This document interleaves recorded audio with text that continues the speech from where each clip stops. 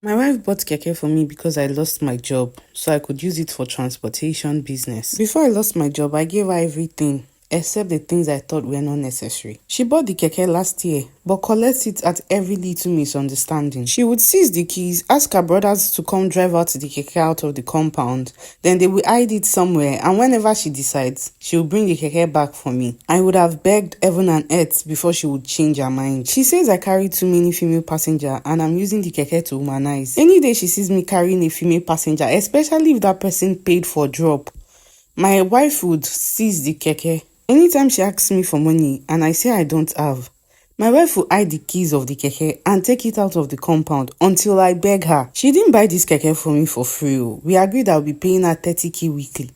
But she will be asking me for money. Anytime I bring too much money, she'll say that's the reason why I'm not meeting up with paying the 30k. When I say there's no money, let's manage, she will seize the keke and go and hide it. During the festive period, a lot of people booked me as personal rides, which includes one of this lady who booked me one night when I was almost closing from work. In fact, I was on the way home when this woman asked me to stop, and she took me to about 5 different places buying different things.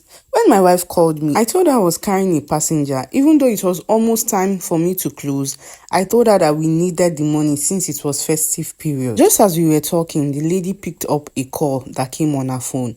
And then my wife started accusing me that I'm using a keke to carry women up and down. Usually I close at 8:30, but I got back home that day at almost 10 o'clock.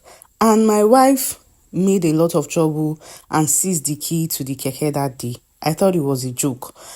I thought because it's festive period and this woman knows that I need this keke to make money for the season.